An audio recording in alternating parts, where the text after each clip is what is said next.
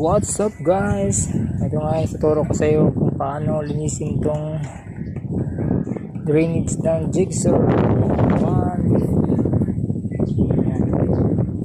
Yung iba kasi tinatanggal to, binabaklas nila lahat tapos tinatanggal yung laman.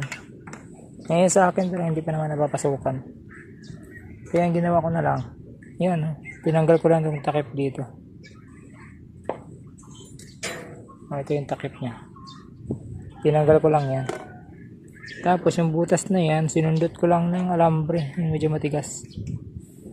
Tapos sa ilalim, yan o, itong hose na to, nilabas ko na siya.